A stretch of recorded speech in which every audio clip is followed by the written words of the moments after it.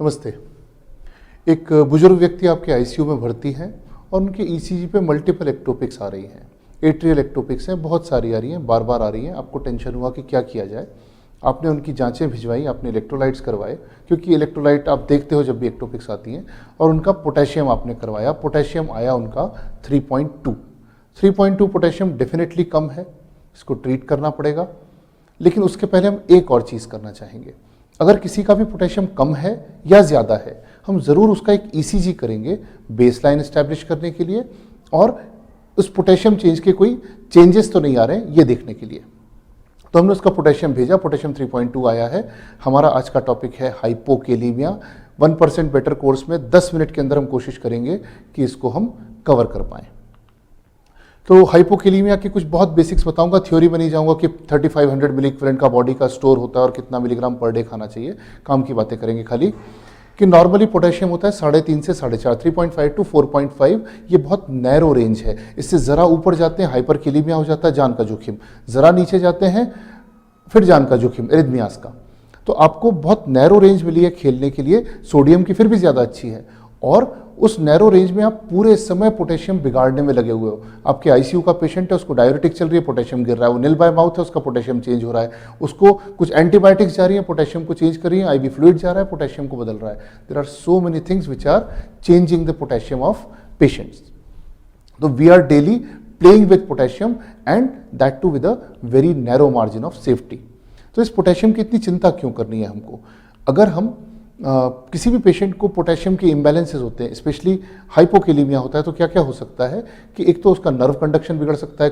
कई लोगों को हाइपोकेलेमिक पीरियोडिक पैरालिसिस नाम की एक चीज़ हो जाती है, बेसिकली मसल वीकनेस आती है। दूसरा कि पेशेंट को कार्डियक मेम्ब्रेन पोटेंशियल में प्रॉब्लम आती है, उसके कारण उसको एरिथमियाज हो सकते हैं, उसको री एंट्री टेकिकार्डियाज हो सकते हैं। Even ventricular tachycardias are possible with hypokalaemia. तो हम पोटेशियम को बहुत समय तक नीचे नहीं जाने दे सकते, बहुत लंबे समय तक बहुत छोटे नंबर पे नहीं रख सकते। कौन सा नंबर है जिसको कि हम कहेंगे कि हाँ इस नंबर पे पेशेंट को भर्ती कर लेना चाहिए, इसको घर पे नहीं छोड़ सकते। आपके पास पेशेंट आया है, पेट दर्द लेके आया, आपने जांचें की, सब ठीक दिख रहा है, लेकिन उसका पोटेशियम कम है, तो किस नंबर पे हम उस पेशेंट को भर्ती करें? तो 2 नंबर मैं कहूँगा कि उसको याद करें। एक है 3 और दूसरा है 500, 3 and 500। 3 potassium and 500 QTC। हमने ईसीजी करवाया था ना। The moment you see a potassium of like less than 3, you have to admit the patient. 3 should be your upper limit, कि इससे नीचे नहीं जाना है। 500 is QT या QTC, कि अगर आपका पेशेंट का QT प्रोलॉन्ग हो रहा है, 450 से ज़्यादा है, जितना 500 के करीब है उतना एरिथमिया का रिस्क ज़्यादा है, और यदि ये दोनों चीज़ें कंबाइंड है, you are at a risk, you should admit that patient and treat him. अगर ओपीडी में पेशेंट आया है और स्टेबल है कंपैरेटिवली, पोटेशियम ठीक है, बस जरा सा लोअर साइड है, आपको पता है कि इसको डायरेटिक चलते हैं और उसके कारण इसका पोटेशियम कम रह रहा है, तो हम प्रेफर करेंगे कि उसको डाइटरी सप्लीमेंटेशन से बढ़ा दें। डाइट में बहुत सारी ऐसी चीज़ें होती हैं जिनसे पोटेशियम बढ़ जाता है। ज़रूरी नहीं कि आपको पोटेशियम की गोलियाँ खिलानी पड़े, या पोटेशियम के सिरप पिलाने पड़े, या पॉटक्लोर पिलाना पड़े। ज़्यादा आसान होता है कि किसी को आप आलू खाने को, केला खाने को, टमाटर खाने को बोलो। आप इमेजिन नहीं करोगे, टमाटर के सूप में 8 आउंस में करीब करीब 15 मिली इक्विवेलेंट पोटेशियम होता है, मतलब 1 एम्प्यूल ऑफ KCl के बराबर आ जाता है। ऑरेंज जूस में 10-12 मिली इक्विवेलेंट होता है, मिल्क में करीब करीब 9 मिली इक्विवेलेंट पोटेशियम मिल जाता है। तो अगर पेशेंट ओपीडी बेसिस पे आपको किसी का पोटेशियम करेक्ट करना है, आपको पता है कि डायरेटिक के कारण कम है, तो प्रेफर करो कि ओरल डाइटरी सप्लीमेंटेशन से हो जाए। लेकिन अगर पेशेंट अस्पताल में है, तब आपको रिप्लेसमेंट की सोचनी पड़ेगी। लेकिन उससे पहले ये सोचो कि इस पोटेशियम को कम क्यों हुआ, ये potassium why is he into hypokalaemia? क्योंकि जब तक उसकी कॉज पता नहीं चलेगी, उसको हम ट्रीट नहीं करेंगे, तब तक पोटेशियम सप्लीमेंटेशन का कोई खास फायदा नहीं है। आप पोटेशियम दोगे, अगर किडनी अच्छी है निकल जाएगा, आप दोगे निकल जाएगा। जब तक कॉज पता नहीं है, तब तक आपको समझ में नहीं आएगा कि इसको हम कवर कैसे करें। So you have to find the cause and treat it. बात हुई ओरल सप्लीमेंटेशन की, बात हुई फाइंडिंग द कॉज की, और बात हुई 3 और 500 की। आगे चलते हैं। अस्पताल में मरीज भर्ती है, आपको पोटेशियम रिप्लेस करना है, तो एक फॉर्मूला अपन जान के चलें कि अगर अपन 10 मिली इक्विवेलेंट पोटेशियम देते हैं, नॉर्मली जो KCl का एम्प्यूल आता है वो 10 ml का आता है, उसमें 20 मिली इक्विवेलेंट पोटेशियम होता है। यानी अगर हम आधा एम्प्यूल पोटेशियम देते हैं, आधा एम्प्यूल KCl देते हैं, तो potassium increases by 0.1 milliequivalent. 10 milliequivalent देंगे तो 0.1 से बढ़ेगा, यानी आधा एम्प्यूल देंगे तो 0.1 से बढ़ेगा, 1 एम्प्यूल देंगे तो 0.2 से बढ़ेगा। ये तो बात हुई कितना बढ़ेगा। यानी अगर किसी पेशेंट का पोटेशियम कम है, आपने उसको 10 मिलीक्विलेंट पोटेशियम दिया, मान लीजिए 3.4 था तो 3.5 हो जाएगा। लेकिन ये फॉर्मूला तब काम करता है जब पोटेशियम 3 से ऊपर हो, यानी 3.2 है तो 10 मिलीक्विलेंट देने पे 3.3 होगा, और 10 देंगे 3.4 हो जाएगा।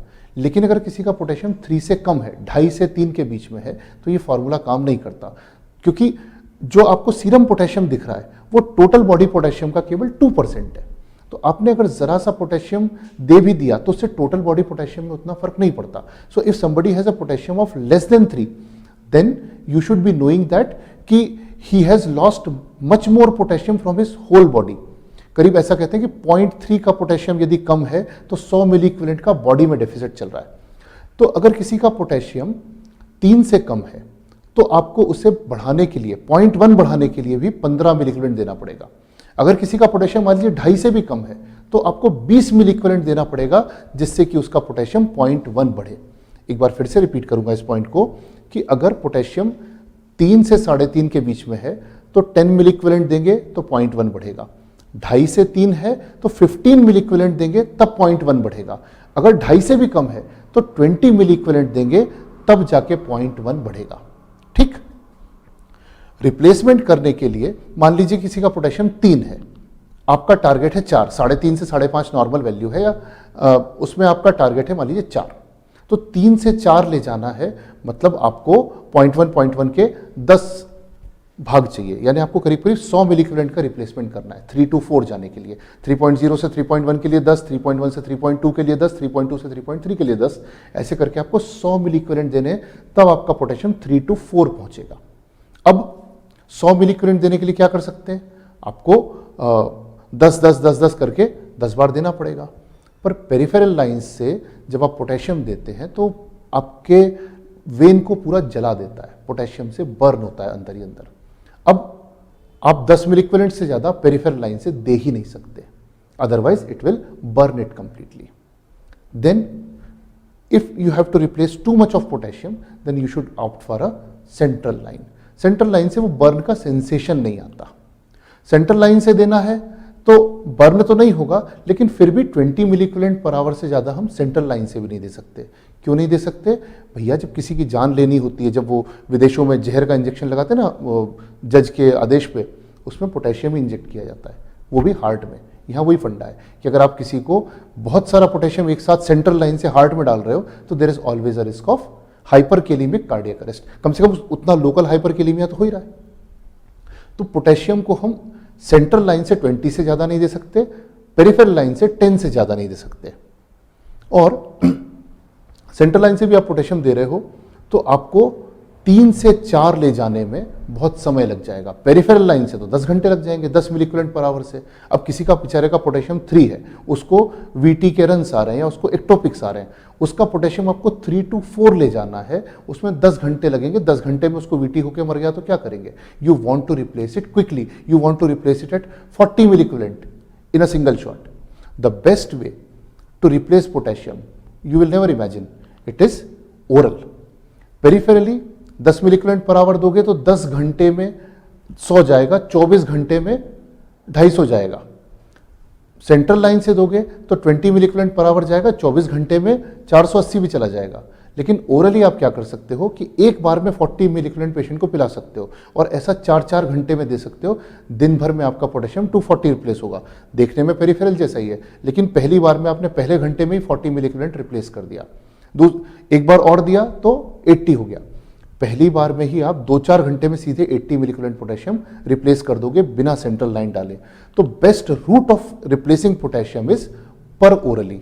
पर ओरली मतलब जरूरी नहीं कि मुंह से ही खिलाना है। अगर आपका पेशेंट कॉन्शियस इनफ है तो उसको मुंह से पिला सकते हो। अगर वॉमिटिंग वगैरह कर रहा है, रिस्क है, तो एक राइस ट्यूब डाल के उससे पोटेशियम डाल दो, उसको फील नहीं होगा। But the best way is to give potassium through oral और Ryle's tube. Even a good idea इसकी जो KCl का एम्प्यूल आता है उसको पानी में घोल लो, जूस में घोल लो और वो भी पिला दो। वो भी अपने आप में 20 मिली इक्विवेलेंट का एम्प्यूल है। जबरदस्ती का पॉट क्लोर और सिरप की भी जरूरत नहीं है। सिंपल KCl का एम्प्यूल ओरली पिला दो या राइस ट्यूब से डाल दो। सबसे अच्छा रिप्लेसमेंट, सबसे क्विक रिप्लेसमेंट वही है। तो एक तो बात हुई ओरल रिप्लेसमेंट की। दूसरी कि आप इसमें 40-40 एक बार दे सकते हो, हर 4-4 घंटे में रिपीट कर सकते हो, दिन भर में 6 डोजेस दे सकते हो, which is a good idea. अगर किसी का पोटेशियम बहुत ही कम है और लाइफ थ्रेटनिंग हो रहा है तो हम डायलिसिस पे जा सकते हैं। हाइपोकेलीमिया में भी डायलिसिस करवा रहा हूँ, हाइपर में तो करते ही हैं। कोई भी इलेक्ट्रोलाइट अगर टू एबनॉर्मल है और प्राण लेने पे आ गया है पेशेंट के, तो dialysis is always an option even in hypokalaemia, क्योंकि डायलिसिस में you can titrate to any choice. इसके अलावा जब भी आप किसी का पोटेशियम रिप्लेस कर रहे हो तो प्रॉब्लम क्या होती है कि आप पोटेशियम रिप्लेस करते हो और वो पोटेशियम वॉश आउट हो जाता है, और जिसकी भी पोटेशियम कम है उसको साथ में मैग्नीशियम डेफिशिएंसी भी है मोस्ट ऑफ द टाइम्स। तो जब भी पोटेशियम काफ़ी लो है और आप रिप्लेस कर रहे हो, स्पेशली अगर उसके कारण डायूरेसिस वगैरह के रहे हैं, तो always it is a good idea to give magnesium alongside. अगर आप KCl रिप्लेस कर रहे हैं तो कम से कम पहली बार में 1-2 ग्राम का मैग्नीशियम 1 घंटे में, मैग्नीशियम सल्फेट 2 ग्राम मैग्नीशियम सल्फेट को 1 घंटे में स्लोली उसे हम साथ में दे दें, क्योंकि खाली पोटेशियम रिप्लेस करने से काम नहीं चल पाएगा। जिसको भी हाइपोकेलीमिया है, सीवियर हाइपोकेलीमिया है, मान के चले कि वो मैग्नीशियम डेफिशिएंट है, और 2 ग्राम मैग्नीशियम स्लोली 1 घंटे में रिप्लेस करें। तो आज के हमारे जो टेक होम मैसेजेस थे वो सिर्फ ये हैं कि पोटेशियम को एक तो जल्दी से जल्दी करेक्ट करना शुरू करना चाहिए। 4 से नीचे जाए वहीं से आप टेंशन लेना शुरू कर दो। 3.8 है तभी से रिप्लेस करना शुरू कर दो, क्योंकि 3.5 के नीचे जाएगा तो ज़्यादा कवर करने में ज़्यादा टाइम लगेगा, ज़्यादा मेहनत लगेगी, सेंट्रल लाइन लग जाएगी। 4 की जगह 3.6 हो रहा है, 3.4 हो रहा है, तभी से रिप्लेस कर दो। दूसरा, रिप्लेसमेंट का बेस्ट तरीका है ओरली रिप्लेस करो या राइस ट्यूब से रिप्लेस करो। तीसरी बात कि अगर बहुत सारा देना है, फास्ट देना है, तो IV दो, साथ में ओरल दे दो। और एक बात कि जब पोटेशियम रिप्लेस कर रहे हो तो साथ में मैग्नीशियम भी जरूर रिप्लेस करो। जब भी किसी को पोटेशियम कम है या ज्यादा है, उसका ECG करा के देखो कि U वेव्स तो नहीं आ रही हैं, टॉल T तो नहीं आ रही हैं। आज हाइपोकेलीमिया, अगले लेक्चर में हाइपरकेलीमिया। आज के लिए इतना ही। कुछ चीज़ मिस हो गई हो तो कमेंट्स में डालना। फीडबैक जरूर चाहिए मुझे, ऐप में चाहिए, व्हाट्सएप ग्रुप में चाहिए। केवल 2 या 3 लोगों के फीडबैक से मुझे नहीं समझ में आएगा, 200, 250, 300 लोगों के फीडबैक आएंगे, तब समझ में आएगा और तब हम इस कोर्स को बेटर बना पाएंगे। आज के लिए इतना ही। Thank you very much.